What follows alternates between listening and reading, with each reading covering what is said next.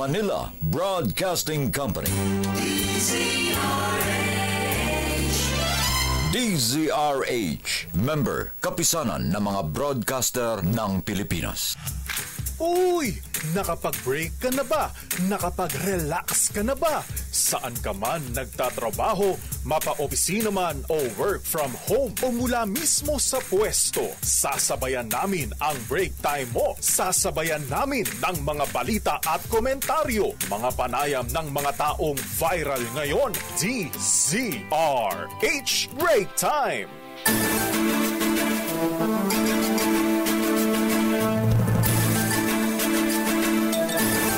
Magandang hapon, Pilipinas. Ako po si Dea Macalma. At sa ngalan po ni Miss Dea Pecho Corpus, ako po si Jackie Resio. At narito ang headlines ng ating balita ngayong araw ng Martes, 14 ng buwan ng Enero. China pinagsabihan ng Pilipinas na alisin ang kanilang monster ship sa West Philippine Sea. Pangulong Bongbong Marcos nanindigan na huwag ipursige ang impeachment complaint kontra Vice President Sara Duterte. Hirit naman ni Pastor Apollo Kibuloy na dumalo sa live televised interview. Ibinasura ng korte. Publiko binalaan ng DSWD na fake news ang 3,000 pesos AKAP cash assistance kapalit ng mobile numbers. OFW sa binalaan ng Department of Migrant Workers dahil sa talamak na human trafficking sa Nigeria at iba pang mga bansa. Suspect sa Ruby Rose Barameda Jimenez murder case, inamin ng isa pang krimen noong 2022. 26 na pulis generals apektado sa Rigudon sa Area Police Command ng Philippine National Police. Drivers ng SUV na may red plate at pick-up na escort ng isang kongresista hinahunting sa pagdaan sa EDSA busway. May mga pasaway pa rin. Palawan at Bicol Region binaha dahil sa tuloy na pag-ulan, dulot ng shear line, libu-libong residente inilikas. Halos 200 Pinoy na biktima rin ng wildfires sa Los Angeles, California. Yung mansion ng idol mong si Paris Hilton. Oo, ayan, kasama sa nasunog. Ha? Ayan. Ang dami lakay, madami sila. Si Mel Gibson. Si Mandy Moore. Aha, pati siya. Ayan, pati si Matt Damon. At ngayon sa detalye natin mga balita, pinagsabihan na ng Pilipinas ang China na alisin na ang China Coast Guard monster ship na nasa karagatan ng Pilipinas sa West Philippine Sea. Ayon kay National Security Council Assistant Director General Jonathan Malaya, naghain na naman ng diplomatic protest ang Pilipinas laban sa illegal actions ng China matapos mamataan ang mga barko at helicopter ng China sa West Philippine Sea, lalo sa may Baho de Masinloc sa bahagi ng Zambales. Sinabi pa ni Malaya na nakakaalarma na ang pagdideploy ng tinaguriang monster ship ng China Coast Guard. At ito ay sinasabing malinaw na provocative at aksyon at pagtatangka para takutin ang mga mangingisdang Pilipino. Narito si Assistant Director Jonathan Malaya. Already made that call for the PRC to withdraw the monster ship for reasons that, number one, as mentioned by Commodore J. Tariela, we do not want to normalize this kind of behavior. It is an escalation and provocative, and the presence of the monster ship 77 nautical miles off Capones Island in Zambales is clearly not acceptable. Samantala, mag-uusap mamayang gabi sa isang phone call conversation si Pangulong Ferdinand Marcos Jr. at outgoing US Vice President Kamala Harris. Ayon sa Presidential Communications Office, nakatakda ang phone call mamayang 9:30 ng gabi ngunit walang binanggit na agenda ang PCO para dito. Matatandaan sa mga nakaraang pulong ng dalawa, tinalakay ng mga ito ang sitwasyon sa West Philippine Sea at ang mga hakbang ng Pilipinas para mapanatili ang kapayapaan sa rehiyon. Pinuri naman kahapon ni outgoing US President Joe Biden ang diplomatic response ni Pangulong Bongbong Marcos sa pagiging agresibo ng China sa West Philippine Sea. Samantala, nanatili ang posisyon o stand ni Pangulong Ferdinand Bongbong Marcos Jr. na huwag nang ipagpatuloy pa ang impeachment complaint laban kay Vice President Sara Duterte Carpio. Ito ang sagot ng Malacanang sa tanong kung may epekto ba ang malaking peace rally na Iglesia ni Cristo kahapon at sa paniwala ng Pangulong Marcos na hindi dapat ma-impeach ang Vice President. Ayon kay Executive Secretary Lucas Bersamin, hindi nagbabago ang posisyon ng Pangulo hinggil sa usapin ng pagpapatalsik sa pwesto sa pangalawang Pangulong Duterte. Matahanda ang hinara o sinabihan ni Pangulong Marcos Jr.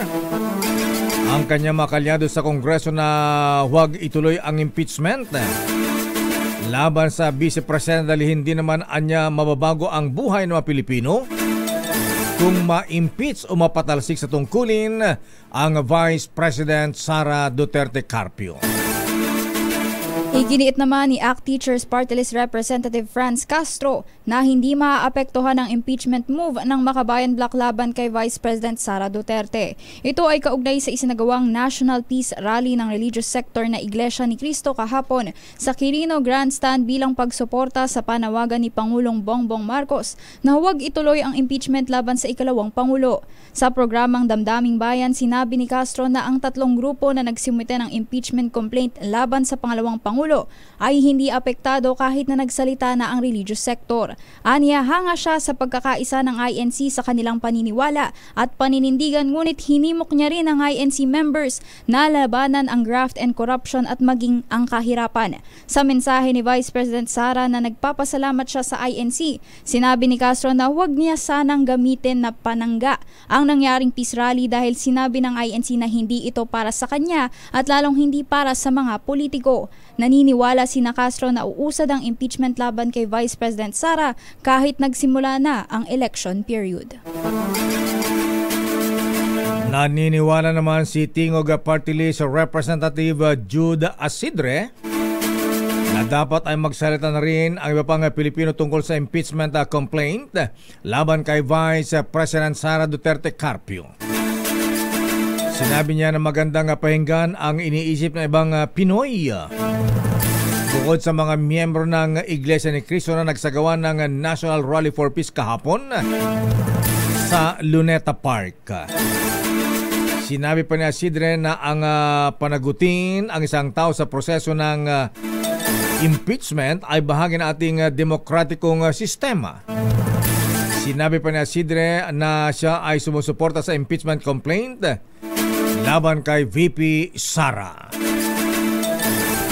Sa iba pang balita, hindi pinayagan ng Korte sa Pasig ang kahilingan ni Pastor Apollo Kibuloy ng Kingdom of Jesus Christ na dumalo sa isang live television interview. Ito ay kaugnay ng paghahain niya ng Certificate of Candidacy para sa pagkasenador sa darating na eleksyon. Sa 3 pahinang desisyon ng Pasig RTC Branch 159, tinukoy nito ang posibilidad na maaaring maimpluwensyahan ng naturang panayam ang pananaw ng publiko sa gitna ng nagpapatuloy na paglilitis sa mga kasong kinakaharap ng pastor. Kasalukuyang nahaharap si Kibuloy sa non-bailable qualified human trafficking charge, gayon din sa mga kaso ng paglabag sa Special Protection of Children Against Abuse, Exploitation and Discrimination Act. Inatasan naman ni Pangulong Ferdinand Bongbong Marcos Jr. si Health Secretary Teodoro Herbosa na tiyaking walang patid ang paghatid ng serbisyo ng Philippine Health Insurance Corporation o PhilHealth. Sa meeting sa Malacanang, sinabi ng Pangulo sa kalihim na hindi dapat maapektuhan ang healthcare services sa kabila ng zero subsidy sa PhilHealth. Ipinag-utos din ng Pangulong Marcos kay Herbosa na mas tutukan ang prevention o pag-iwas sa pagkakasakit dahil mainam niya ito kaysa gamutan. Kasama rin sa direktiba ng Pangulong Marcos sa DOH ang pagbibigay pansin sa digitalization para gawing mas mabilis at epektibo ang kanilang serbisyo. Samantala, nilinaw ni Department of Social Welfare and Development Secretary Rex Gatchalian na hindi dole-out program ang bagong First 1,000 Days o F1KD, conditional cash grant sa ilalim ng Pantawid Pamilya Pilipino Program o 4Ps. Sabi ng kalihim, ang 4Ps F1KD grant ay naglalayong tulungan ang mga household beneficiaries na magkaroon ng access sa mga serbisyo na may kinalaman sa kalusugan ng mga sanggol sa kanilang unang 1,000 days o 2 taon. Ang 350 pesos na dagdag ay makatutulong sa gastusin ng mga ina sa pagpapadoktor o sa iba pang bagay na kailangan ng sanggol. Ayon kay Gatchalian, maraming mga lugar sa bansa na malayo ang mga health center kaya kahit na maliit na halaga ang dagdag na 350 pesos, malaking tulong ito para makakuha sila ng mga serbisyo ng gobyerno. Ang 4Ps F1KD ay nakatakdang simulan ngayong buwan ng Enero. Warning o kaya babala sa publiko. Huwag basta raw maniniwala sa mga natanggap na mensahe na nagsasabing makakatanggap ng 3,000 pesos na AKAP Cash Assistance kapalit ng pagbibigay ng mobile number. Batay sa advisory ng Department of Social Welfare and Development DSWD, fake news ito. Dahil ang AKAP ay programa para lamang sa mga individual na kabilang sa low-income category katulad ng mga minimum wage earners. Sinabi ng ahensya na hindi basta-basta nagbibigay ng outright cash ang DSWD dahil ang mga benepisaryo ng kanilang programa ay dumadaan muna sa masusing pagsusuri. Muli namang hinimok ng DSWD ang publiko na kilatising mabuti ang mga natanggap nilang mensahe at tiyakin na ito ay mula mismo sa mga official social media ng DSWD. Samantala, muling nilinaw ni Department of Social Welfare and Development Secretary Rex Gatchalian na hindi kailangan ng verification process para sa programang Walang Gutom Kitchen. Ngunit hihingan pa rin ng impormasyon ang mga pupunta sa Walang Gutom Kitchen para mas madali itong mamonitor. Ang Walang Gutom Kitchen sa Pasay City ang kauna-unahang public and private food bank collaboration at soup kitchen sa bansa. Layunin nitong mabawasan ang nasasayang na pagkain o food wastage sa pamamagitan ng pagtanggap ng donasyon mula sa mga hotels, restaurants at iba't ibang organisasyon. Gagawin nila itong hot meals na ipapamahagi sa mga Pilipinong pupunta sa naturang kitchen. Babalikan natin ilang pang detalye ng ating mga balita, mga OFWs. Binalaan ng DMW sa talamak na human trafficking sa bansang Nigeria.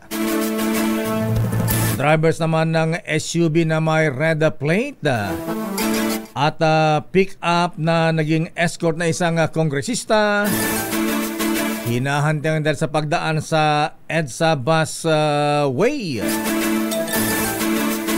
Palawan at Bicol Region binaha dahil sa patuloy na pag-ulan. Libo-libong katao inilikas. At halos 200 Pinoy na biktima rin ng wildfire sa Los Angeles, California. Ang detalye na mabalitang yan sa ating pagbabalik sa ating palatuntunang Break Time. RH Break Time. Oras, Mr. Cesar Lee, Mr. Michael is my guy. Dr. Evelyn Laureta, 4:25.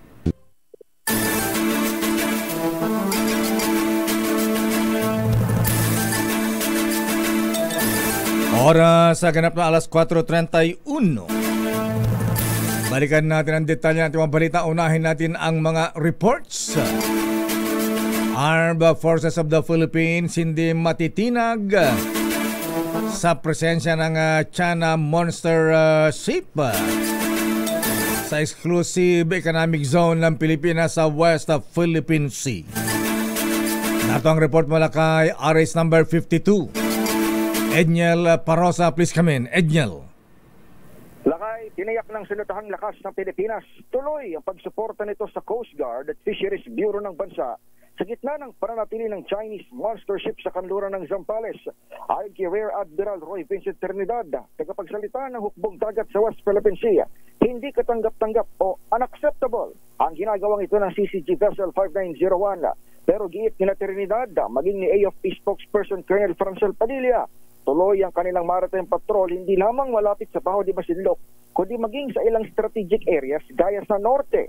Batay sa huling monitoring ng PCG, namataan ang monster ship sa layong 77 nautical miles kanluran ng Capones Island.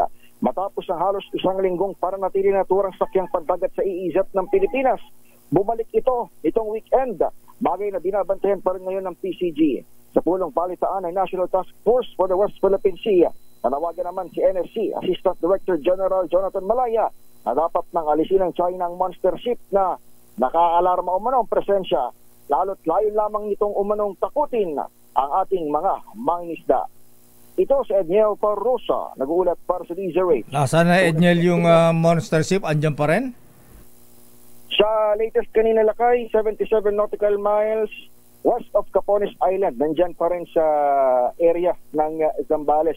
Pero ang nakikitang pattern lakay ng Philippine Coast Guard, particular ni Commodore J. Tariela, yung pinaka-extent kung saan lumalapit yung monster ship, maging iba pang CCG vessel, ay mukhang hanggang doon lakay sa dulo ng 9-dash line claim. Ibig sabihin, ginagawa umanong normal ng CCG o ng China Coast Guard itong pagpapatupad nila ng pagpapatrolya dito sa pinaniniwalaan nilang claim nila itong sakop ng 9-dash line ng China. Ayan, yung barko natin na nagbabantay, yung nag-overheat ang makina, ayan, napalitan na ba, Edniel? Ang binamagit lakay ng Coast Guard ay nandun na yung Teresa Magbanwat, nakabalik na rin agad lakay. Kapag kumbaga nung nag-overheat, medyo nagpahinga lang daw ng few hours, hindi naman tumagal ng isang araw at bumalik na rin doon ngayon yung BRT Teresa Magbanwa. Kasama ngayon yung Gabriela Silanga ng Philippine Coast Guard. Dalawang barko natin nagmamanuan pa rin doon sa monster ship ng China. Abay, dapat kasi magbabaon ng maraming coolant para hindi nag-overheat yung barko natin. Tinawag namang lakay na minor lamang. Ganun ba? Minor na pangyayari lamang. Hindi naman daw naka-apekto doon sa pinakapagbabantay dyan sa West Philippine Sea. Bagamat maliban lakay doon sa Coast Guard vessels, ay nagpahag ng pagkabahala yung militar sapagkat yung drone palalakay sa Masbate na natagpuan nitong Disyembre, hindi lamang pala yan yung nag-iisang submersible drone na nakita dito sa Pilipinas. In fact, over the past few years lakay, mukhang may lima nang nakikita yung Philippine Navy. At kung hindi pa puputok itong nangyari sa Masbate, ay hindi pa nila isa sa publiko na mayroon na pala silang 4 na una nang nakita o nai-report sa kanila mula ng mga mangingisda. Di ba meron tayong biniling submarine, Edniel? Wala tayong submarine lakay, pero meron tayong meron tayong mga Philippine Navy ship na kayang tumira underwater. Pero yung monitoring underwater lakay, ibig sabihin yung pagbabantay natin sa ilalim ng tubig, medyo hirap tayo dyan. Kaya nga yung Russian vessel, nalala mo lakay yung Russian submarine. Kung hindi palilitaw yun sa surface. Hindi pa madidetect ka? Oo, hindi pa natin madidetect yun. Yan ang binabanggit ng Philippine Navy. Akala ko bumili na yung DND at saka AFP ng submarine. Di ba minsan nagkaroon ng military hardware show ang India ba yun o UK? Dito sa World Trade ba? So, dyan lang lakay, sa World Trade, katapit natin, kapitbahay. Pero, meron naman tayong programa lakay at hindi pa naman ina-abolish yan. Siyempre, kailangan pondohan talaga yan ng ating taxpayers. Pero sa ngayon, wala pa tayong submarine na sarili. Siguro, yan ang pondohan natin. Huwag yung mga intelligence funds. Ayan. Baka kailan pa tayo bibili pagka nasakop na tayo ng China. Oo, kasama na ngayon sa yan, kasama na sa Intel gathering, yung monitor maging ilalim ng ating dagat. Dapat talaga meron tayo. Ironic lang dahil tayo archipelagic country, pero wala tayong masyadong assets sa ating karagatan. Kiramin muna natin yung submarine ni Manong Chavit Singson. Kaya na malit lang yung kanyang submarine, isa lang ang sakay. Okay, maraming salamat, Daniel. Balik sa inyo, Lakay. Samantala, Presidential Anti-Organized Crime Commission tuloy-tuloy ang pagbabantay kontra small-scale POGO operations. Sa detalye RH14, Let Narciso, Ms. Let. Nakatutok pa rin ang Presidential Anti-Organized Crime Commission sa guerrilla o small-scale POGO operations. Sa Bagong Pilipinas ngayon, sinabi ni PAOK Director Gilbert Cruz na batay sa kanilang monitoring, ang mga grupong ito ay nagderenta ng resort, apartment o mga bahay sa loob ng subdivision na masosolo nila. Karamihan anya sa mga ito ay nasa Metro Manila, pero meron na din sa Northern Luzon at Visayas maging sa Mindanao. Kumpiyansa naman ang PAOK na mapipigilan ang operasyon ng mga ito dahil sa magandang koordinasyon sa DILG. Sabi ni Cruz, malaking bagay na katuwang na nila ngayon ang mga lokal na pamahalaan, alinsunod na rin sa direktiba ni Pangulong Marcos. Narito si Director Gilbert Cruz. Nagtatago pa rin sila dun sa mga legitimate na negosyo, no? Like halimbawa internet, yung call centers kunyari. Kasi isang nakausap ko, sabi nung mayor na nakausap ko is ang pakiusap daw sa kanya call center ang itatayo niya, pero nagulat na lang siya, nakasunod na yung 2 truck na equipment na mga computers, mga cables, mga office equipment. So nagduda na siya, kaya ni-report niya sa akin. Si PAOK Director Gilbert Cruz. Ito si Let Narciso para sa DZRH. Yes, Lakay? Dito sa Metro Manila, marami pa ba yung mga small-scale POGO? Meron pa rin daw, Lakay, pero yan ay binabantayan na ng PAOK. Ayan. Maliliit na lang. Maliit na lang. Di wag nang palakihin yan. Tama, Lakay. Ganun lang ang ginagawa nila. Dapat tutukan ng mabuti. Ito ba ino-operate pa ng mga Chinese o mga mga Pinoy na mismo ang nag-ooperate dyan, Miss Let? Lakay, mga pa rin, mga foreigner pa rin yung kanilang mga kasabwat, Lakay. Kasi daw, halimbawa, kung ang i-scam nila ay mga Vietnamese, so kailangan may kasama silang marunong nung salita ng Vietnam. Tapos yung kanilang mga tumataw sa computer, mga Pinoy, Lakay. Ayan, okay. Maraming salamat, Miss Let. Balik sa inyo, Lakay. Maraming salamat, Let Narciso mula sa Malacanang. Mula sa Malacanang, dumako naman tayo sa Kamara de Representantes. Artificial tomato crisis o pagtaas ng presyo ng kamatis. Pinaiimbestigahan. Sino naman magpapaimbestiga nito, Manang Milky, ha? Puro investigasyon na naman yan Bawang, sibuyas, bigas. Pero yung kamatis kasi, Lakay, ang mahal nasa 300 ba? 300, 350. Isang piraso, depende sa laki. 20, 50 pesos bawat isa. Pambihira. Hindi na tuloy makakain ng itlog na maalat, Lakay. Ganun ba? Saka wala tayong pang-sarsyado. Aris number 12, Manang Milky Regunan, please come in. Milky. Lakay at Jackie, tinalo na nga daw ang presyo ng Wagyu beef ng presyo ng kamatis. Wagyu beef, ha? Diba? Oo, pero actually na ng Kamara sa sobrang pagtaas ng presyo ng kamatis at posibleng pagmamanipula uli sa presyuhan, hoarders at cartel na naranasan ngayon na artificial tomato crisis. Sa House Resolution 2158 ni Agri Party List Representative Wilbert Lee, inaatasan ang mga kaukulang ahensya sa Kamara para imbestigahan at matukoy ang epekto sa issue na ekonomiya at maprotektahan sa maang mga consumer at mga magsasaka. Sa datos ng Department of Agriculture, mula sa 20 pesos ay umakyat na sa mahigit 100 pesos ang kada kilo ng kamatis sa Kalakang, Maynila, habang sa Nueva Ecija ay nagkakaroon na rin ng kakulangan ng supply. Pero may mga ilang palengke na umabot na nga sa 360 pesos kada kilo. Ang presyo ng kilo ng kamatis halos kapareho na ng presyo ng kada kilo naman ng karne ng baboy. Sa muling pagbabalik ng sesyon, ipagpapatuloy naman ang mga investigasyon para matugunan ang mataas na presyo ng pagkain at kuryente. Ayon kay Albay Representative Joey Salceda, Chairman ng House Committee on Ways and Means at tagapamuno ng Murang Pagkain Super Committee o Quintacom, layunin ng komite na imbestigahan at mapigil ang agricultural smuggling, hoarder at price manipulation. Ako si Milky Milky. para sa Sakay. So, sinong ipapatawag sa Kongreso ni Congressman Joey Salceda?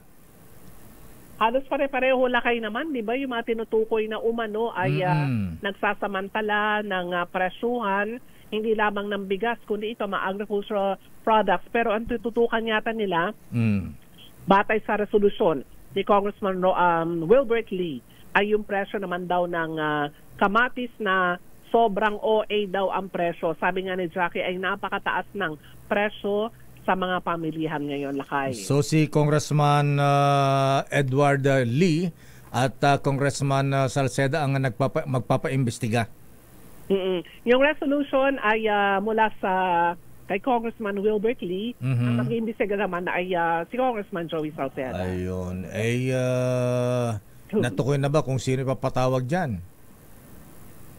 Wala pa lakay. Mukhang ipapatawag nila yung mga mga stakeholders kapag nag-schedule na ng committee hearing. Yun naman ang intelligence nila. Pumunta nila sa talipapa, sa palengke, malalaman nila kung sino nagsusupply ng kamatis. Ayan. Ganun lang kasimple. Huwag yan sabihin, i-refer pa to sa NBI at saka sa ISAF. Hindi lamang yung lakay at hindi ba ang tagal na rin nag-iimbestiga Senado? Kaya nga, Senado, Kongreso. Yung mga resource persons, paulit-ulit na sila rin ang pinapatawag, di ba, sa mga hearing? Kaya nakakasawa at nakakaasan na kung minsan parang pang show na lang grandstanding. Ala naman nangyayari. Ayan.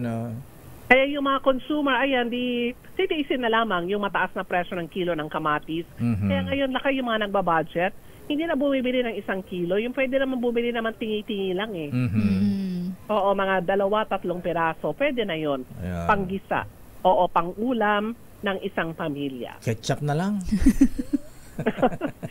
Malayo ang lasa ng ketchup. Malayo. Iba naman yun, lakay. Ganun ba? Oo. Pang-hamburger lang. Para meron ng panghalo si Jackie doon sa itlog na maalat. Torta. Ayan.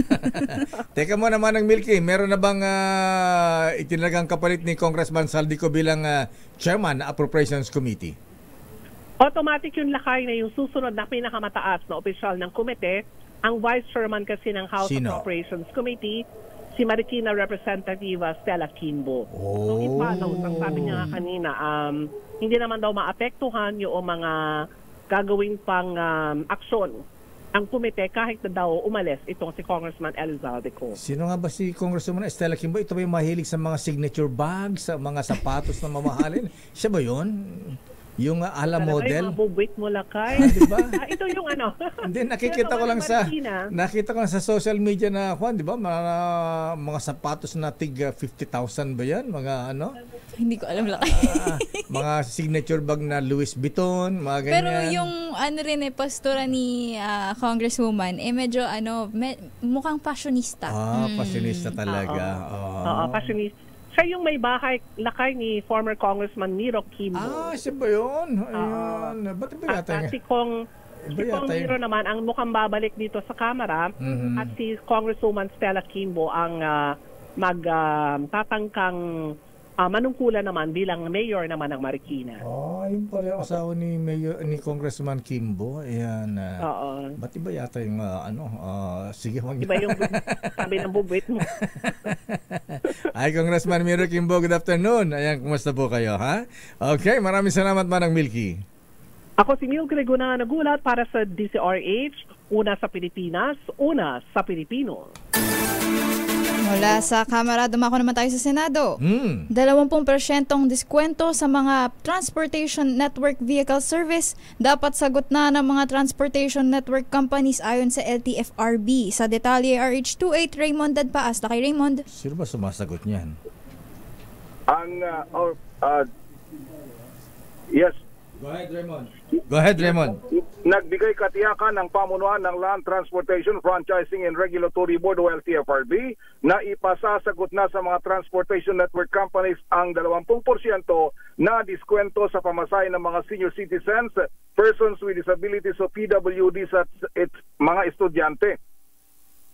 Sa hearing ng Senate Committee on Public Services ni Senador Raffy Tulfo, inihayag ni LTFRB Chairman Teofilo Gualis III na hindi sa driver ipapasa ang special discount. Umabalangkas na sila ngayon ng isang memorandum circular na ipatutupad sa buwan ng Pebrero na ang 20% discount sa mga TNBS ay sagot na ng mga TNC at hindi ng mga riders. Sagot nila ito sa naunang reklamong tinanggap ni Senador Raffy Tulfo na hirap mag-book ang mga senior citizens, PWDs at estudyante dahil ang kanilang discount ay sinasalo ng mga drivers at hindi ng mga transportation network companies.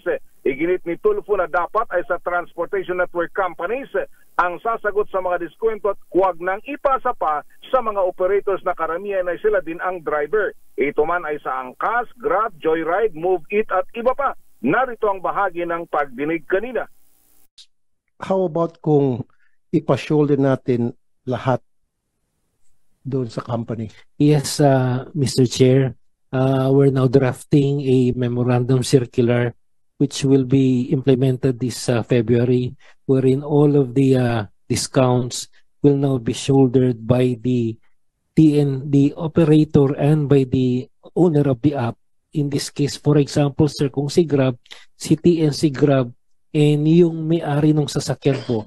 But definitely, the driver should not be included in the equation, sir. Dapat walang sino-shoulder yung driver, sir. Ang bahagi ng pagdinig kanina ng Senate Committee on Public Services. Ito si RH20. Dyan sa Senado, Raymond, wala bang magpapaimbestiga sa mahal na presyo ng kamatis? Ngayon, wala pa naman na pag-uusapan na ganyan, Mayor. Dahil ang tutok nila ay may mga hinahabol sila na na mga panukalang batas na gusto nila matapos na sa lalong madaling panahon na Mayor. Kaya inisa-isa nila itong mga pinag-uusapan na ito. Kasama na dyan yung pensyon ng mga opisyal ng DFA, yung bagong Baguio Charter. Tapos kanina ay yung postponement ng barangay election na Mayor ni Senador Amy Marcos. Mukhang yun ang medyo masalimutan. Sa barn? May mga, pero mukhang mabibigyan ng, dapat ay baka mabibigyan ng another 2-year postponement, Mayor at Jackie. Eleksyon saan? Sa barangay, sa barn? Barangay. Barangay. Okay. Barangay. So parang ang gusto nila ay i-fix na nila na every 5 years ang magiging eleksyon sa barangay, Mayor. At para hindi na nakikigulo dahil kung susundin yung 3-year period kasi laging tumatapat dito sa national at local election ng buwan ng Mayo, Oktubre, barangay election naman. Okay. Maraming salamat, Raymond. Ito si RH28 Raymond Advance para sa DCRH, una sa Pilipinas, una sa Pilipino. Maraming salamat, Raymond Advance. Standby, Val Gonzales. Alam mga misis, ingatan yung ating mga anak at laganap na ang tigdas ngayon sa ilang lugar sa Quezon City. Standby, Noche Kakas. Abay, luko-luko rin ito, ha? Abay, may gun ban. Meron pang 2 lalaki nagbebenta ng baril. Sinakto pala kay. Oo. Ayan. Butit na huli sila. Babalikan po natin lang pang detalye at mabalita. Standby, Boy Gonzales, Val Gonzales at Noche Kakas. Pero magandang hapon muna sa mga taga Laguna. Saan ba ang birthday celebration ni Birthday Boy, Congressman Dan Fernandez ng Quadcom? Imbitado ba sino yung favorite niyang yung kapatid ni Alice Guo? Si Cassandra? Ay, hindi. Si Cassandra ay kaibigan ni Alice Guo. Pero parang favorite niya din. Ito ba yung favorite ni Kong Dan Fernandez? Happy birthday, Kong Dan Fernandez, kuyang sir. Ha? At para po sa mga taga Laguna, alam niyo kung saan ang birthday party ni Congressman Dan Fernandez. Dahil magpaparapol siya ng maraming kotse. Ayan, Toyota Wigo. Ayan. Mga taga Laguna lang ba pwede dyan, Lakay? Siyempre. Pwede mag-gate crash, ano? Baka manalo tayo sa raffle. Ayan. Mga e-trikes, mga motorsiklo. Ayan. Ibang mag-birthday, ha? Ang Congressman Dan Fernandez. Happy birthday din kay Mr. Colonel Efren Onofre at Mr. Henry Lusanes. Pagbati mula sa PMA Sandigan 82 at Sandigan Golfers. At happy birthday din kay NHA General Manager Joben Tay. Meron pa lang NHA? Buhay pa pala yung National Housing Authority. Meron pala kayo. Ganun ba? Anong ginagawa niya? Asa yung pabahay ng NSA? Tinamaan ng lintik na opisina yan. At, birthday pala ni GM. Grabe ka laki birthday. Sorry po, GM. Ayan. Hindi po maramdaman ang NHA ngayon. GM Joben Tyser. Ayan. Asa na mapabahay ng NHA? Mag-birthday lang daw muna siya, Lakay. Ganun ba? Diyos ko. At happy birthday din kay, sabay sila, ha? NHA Assistant General Manager Alvin Feliciano. GM at saka Assistant GM sabay magbe-birthday. Sana nitong birthday ninyo, GM Joben Tay at Assistant GM Alvin Feliciano. Sana po ay magkaroon pa kayo ng pabahay para sa ating mga kababayan. Meron palang NHA, kala ko wala. Hoy mga brethren, batiin natin at iniimbitan kayo ng mga brethren natin sa Luzon Masonic Class number 57 sa kanilang public installation sa January 16. Alauna ng hapon sa Grand Lodge sa incoming Worshipful Master Adam Kiambao, Senior Warden Nelo Geliaco, Junior Warden Lidovino Trivino. At mga brethren din sa Mencius Masonic Class number 93. Ang bukas na pala ang kanilang public installation, mga brethren, mga kuyang. Grand Lodge po yan, alas 4 ng hapon at January 15. Yung sa Luzon Masonic Lodge, ang kanilang gohas. Guest of honor and speaker ay Worshipful Master Roland Paulino. Most Worshipful Roland Paulino. At Mencius Lodge, incoming Worshipful Master Neil June Macasyar, Senior Warden Samuel Chua, at Junior Warden Romeo Lumagi Jr., BIR Commissioner. Wow! At ang guest of honor and speaker, si Senator Colonel Ariel Kerubin, ang Medal of Valor awardee. Congratulations mga brethren. Babalikan natin ang mga reports. Standby Boy Gonzales, Val Gonzales, Noche Cacas. Oras Miss Jackie O. It's 4:54 p.m. Balikan natin ang mga reports. Unahin natin ang report mula kay Boy Gonzales. Kandidato bilang kongresista sa Laguna pinaiimbestigahan sa COMELEC. Bakit, Boy? Anong kaso nito? Aris number 29, Boy Gonzales, please come in. Lakay, posibleng mabasura ang kandidatura ni Cabuyao City Councilor Richard Dondon Hain na tumatakbo bilang kongresista ng 2nd District ng Laguna para sa halalan sa Mayo 12 dahil na rin sa mga paglabag umano sa umiiral na omnibus election code ng bansa. Ito'y matapos na formal na magsampa ng reklamo laban sa kanya ang kampo ng mag-asawang incumbent Laguna Governor Ramil Hernandez at Congresswoman Ruth Hernandez sa COMELEC ngayong araw. Nais nilang paimbestigahan si Hain dahil na rin ayon sa kanila ay iba't ibang uri ng paglabag ito at ng kanyang grupo sa umiiral na omnibus election code. Isa sa mga kasong isinampa nila ay perjury dahil sa umano sa illegal na pangumbinsi niya at ng kanyang mga kapwa-akusado na patakbuhin sa mga posisyon sa pagkakongresista at gobernador ang ilang ordinaryong mga mamayan sa kanilang distrito na may mga apelyidong Hernandez. Batay sa paliwanag ng mga abogado na mag-asawa, hinihikayat umano ng grupo ni Hain na tumakbo ang mga residente na sina Gemma Hernandez na gumamit ng Elias Rose sa kanyang certificate of candidacy para sa pagkagobernadora noong October ng nakalipas sa taon. Kasama din ang kapatid niyang babae na si Winnie na gumamit naman ng Elias na Ram sa kanyang kandidatura bilang kongresista at Dante Hernandez na gumamit naman ng Elias Romeo sa kanyang COC bilang kongresista ng 2nd District. Nakumbinsi ang mga nabanggit na individual na maging mga panggulo umanong kandidato kapalit ng mga napakalaking halaga na sinasabing umabot daw sa 1 milyong piso ang bawat isa. Ang layo naman ng pagtakbo nila ay upang guluhin at lituhin ang isipan ng mga botante na mag-asawang Hernandez at sa ganon ay mapawalang bisa ang mga boto para sa kanila sa darating na eleksyon sa Mayo 12. Ito si Boy Gonzales para sa DCRH, una sa Pilipinas, una sa Pilipino. Maraming salamat, Boy Gonzales. Samantala, kaso ng measles o tigdas sa ilang lugar sa Quezon City hindi na maituturing na outbreak ayon sa City Health Department. Sa detalye RH5, Val Gonzales. Val?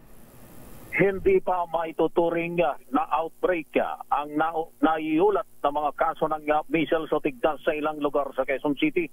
Ito ang paglilinaw ngayon ng City Epidemiology and Disease Surveillance Division o CSD kasunod ng paglaki ng bilang ng mga batang tinatamaan ng nabanggit na sakit sa mga bata sa ilang lugar sa lungsod, partikular na sa District 4. Sa panayam ko kay Dr. Rory Cruz, ang head ng CSD, ang 25 kasong naitala sa lugar ay hindi papasok sa criteria para sabihing mayroong outbreak ng measles sa lungsod.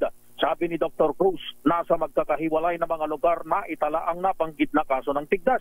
Ito ay batay na rin, aniya, sa case investigation na isinagawa ng mga disease surveillance officers ng CSD. Batay sa pamantayang sinusunod ng DOH, ang outbreak ng tigdas ay tinutukoy kapag mayroong biglaan at hindi pangkaraniwang pagtaas ng kaso nito sa isang partikular na lugar o komunidad. Sa ngayon, sabi ni Dr. Cruz, ay napakunahan na ng kontra measles o rubella ang mga bata sa nasabing lugar bilang bahagi ng outbreak response immunization ng lungsod Quezon. Ako si Val Gonzales, DCRH, una sa Pilipinas, una sa Pilipino.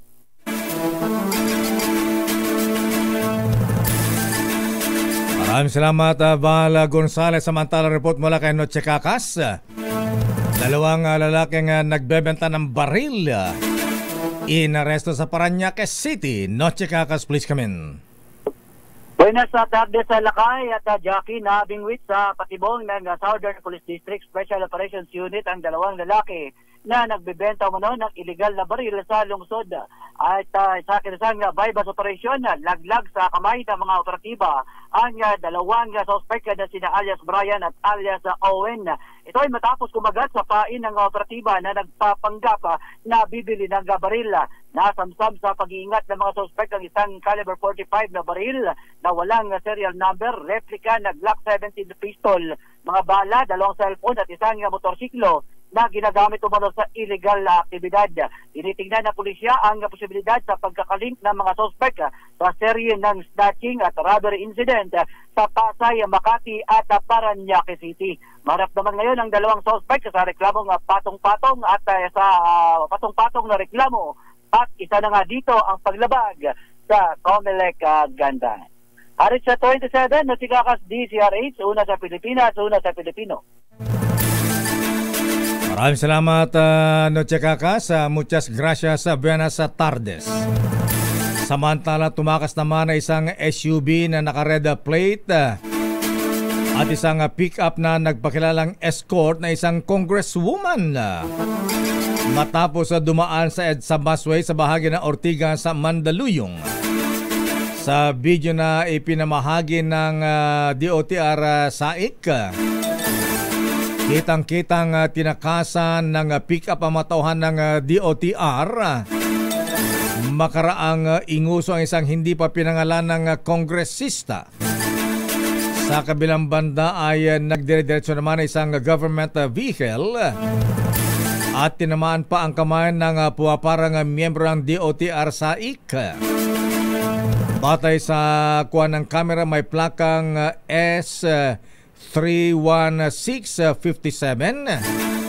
ang nagpakilalang escort ng kongresista, habang ang naka-red plate naman na pickup ay may plakang SAA 1023.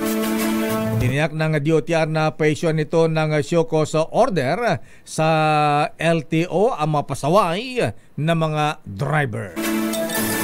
Samantala, ikinanta ng naarestong suspect sa Ruby Rose Barameda Jimenez murder case ang isa pang krimen na kanilang ginawa noong 2022.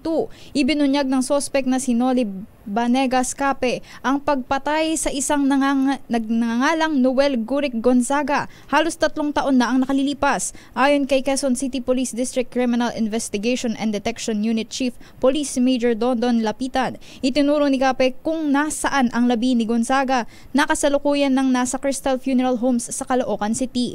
Lumalabas sa investigasyon na kinidnap for ransom ang motibo ng grupo ni Cape sa pagkidnap sa biktima na kababata at high school classmate ng suspect. Si Cape at isa pa ay isinasangkot din sa pagpatay kay Ruby Rose Barameda, ang kapatid ng aktres at beauty queen na si Rochelle Barameda, na natagpo ang nakasemento sa isang steel drum sa Fishport sa Navotas noong 2009.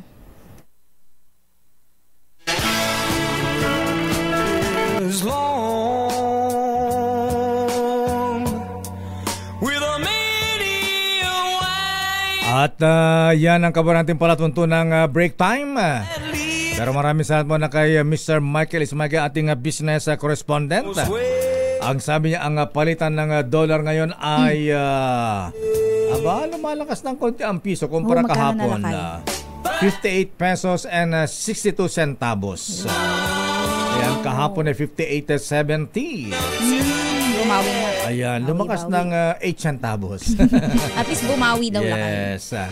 At para sa mga kaibigan, kamag-anakan ni Kuyang Ed Del Rosario, dating head ng purchasing department ng Manila Broadcasting Company. Siya po ay sinundo na ni Lord. Our condolences sa pamilya ni Kuyang Ed Del Rosario. At ayan ang kaban natin palatunto ng break time. Ako po si Deo Macalma. At sa ngalan po ni Miss Thea Petro Corpus, ako po si Jackie Resho. Mga balansyadong balita susunod na. Chairman of the Board Henry Uri at Miss Kay Karen Oyong. Bye-bye. Stay safe. Bye po.